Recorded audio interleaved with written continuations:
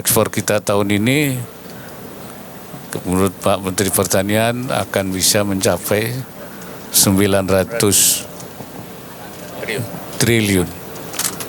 Jadi artinya kita nanti tidak hanya menjadi negara pengimpor, tapi juga negara pengekspor.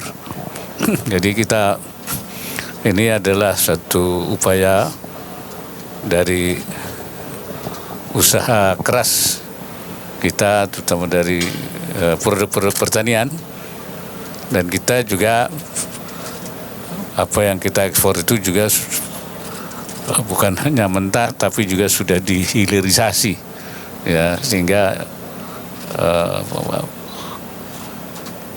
kita yang memang ingin bahwa hilirisasi produk pertanian ini, karena ini juga adalah menyangkut masyarakat, ya, masyarakat kecil yang mereka berproduksi, kemudian dihilirisasi, kemudian diekspor. Ini akan membantu, yaitu mengembangkan usaha-usaha masyarakat dari terutama UMKM. Ini oleh karena itu kita bersyukur, ya, dan ini kita harus terus dorong supaya ekspor kita ke depan lebih besar lagi. Barangkali itu, ya. Oke, terkait dengan tema acara ada pertanyaan sebelum ke yang lain?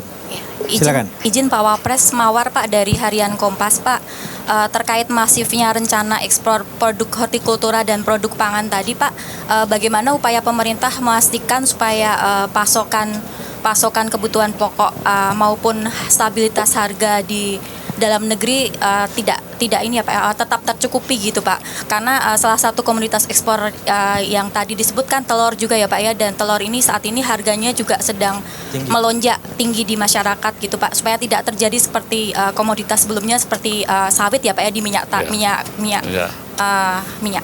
Memang harga di tingkat global ini sangat berpengaruh, ya, semua komoditi gitu. Tetapi pemerintah berusaha supaya produk-produk pertanian di dalam negeri ini tidak terlalu besar lah terpengaruh. Pasti terpengaruh, ya, karena memang dunia ini kan sudah saling mempengaruhi. Bagaimana apanya, teknisnya seperti apa, saya kira ya, Pak Menteri, silakan Pak Menteri Pertanian bisa menjelaskan. Ya, neraca kita terhadap seluruh komoditi pangan cukup baik, dan stok sudah kita lakukan khususnya pada 12 komoditi yang ada, termasuk diantaranya ya katakanlah bawang putih dan lain-lain sebagainya. Oleh karena itu telur tadi yang tadi. Ya, termasuk telur kita 358 sekian, dan kebutuhan yang kita makan hanya 3.500.000 sekian. Yang kita makan kurang lebih kebutuhan domestik kita 3.280.000-an, sehingga kita masih overstock. Bahwa bagaimanakah untuk menstabilisasi harga, ketersediaan cukup. Tentu saja ini aspeknya ada perdagangan dan lain-lain sebagainya, tetapi ketersediaan sangat cukup.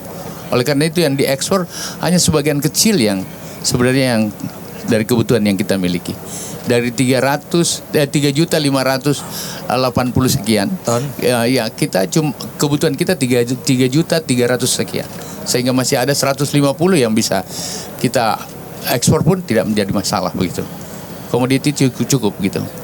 Bahwa ada dinamika harga, saya kira ini lain-lain persoalannya, banyak aspek di situ, tetapi di peternakan sendiri kita jaga dengan baik.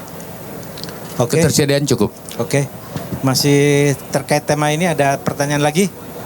Kalau enggak bisa ke tema yang lain. Selamat siang Pak Wapres, saya Ardito dari Kompas.com Pak.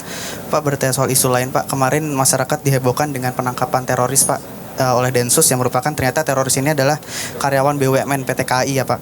Ini boleh minta respon Pak Wapres seperti apa nih Pak, dan juga langkah antisipasinya gimana supaya nantinya ASN, TNI, Polri, pegawai BUMN ini tidak terpapar terorisme gitu Pak. Terima kasih. Iya, sebenarnya dalam rangka penanggulangan radikal terorisme itu kita sebenarnya punya strategi untuk dua hal, ya. Pertama itu kontra radikalisasi yang terus dilakukan, kemudian juga deradikalisasi. Kemudian penanggulangan untuk kontraradikalisasi itu dilakukan oleh semua kementerian, lembaga, ya. Salah satunya itu ketika dia masuk menjadi pegawai. Ini di screening betul supaya memang harus dipastikan bahwa tidak terpapar, ya, tidak terpapar. Nah, oleh karena itu mungkin ini ada yang lolos, ya, yang lolos sehingga saya ke depan tidak ada lagi yang lolos seperti itu.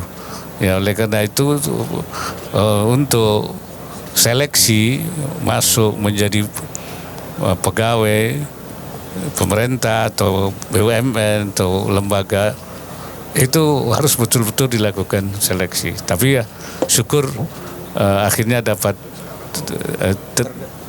terdeteksi sehingga belum terlalu jauh untuk melakukan tindakan-tindakan yang destruktif, sehingga bisa kita sampaikan terima kasih kepada pihak keamanan, ya, yang sudah bisa secara cepat untuk mengetahui adanya teroris.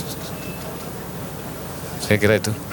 Oke, teman-teman. Kesiapan untuk jelang pemilu untuk mengatasi antisipasi terorisme di Indonesia ini seperti apa, Pak?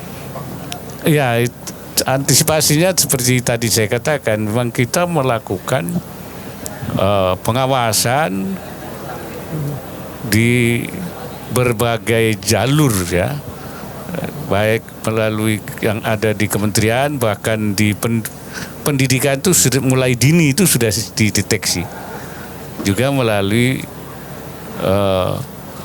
jalur medsos, atau karena ada juga orang yang terpengaruh bukan karena dia berkomunikasi atau bergaul secara langsung, tapi bisa dilakukan pembinaan melalui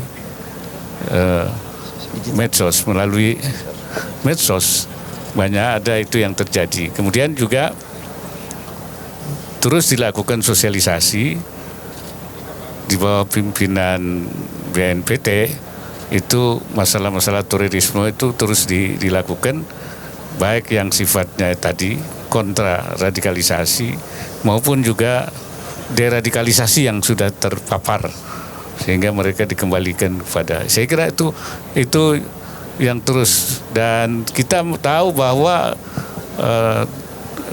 ini terus menurun, angka terorisme itu semakin hari semakin menurun, ya, tidak seperti sebelumnya terjadi banyak beberapa kali pengeboman atau sabotase, sehingga sekarang lebih, dan angkanya juga kita itu cukup tinggi, ya, prestasi yang ditorehkan dalam rangka penanggulangan terorisme. Saya kira itu. Ya. Oke, terima kasih. Assalamualaikum warahmatullahi wabarakatuh.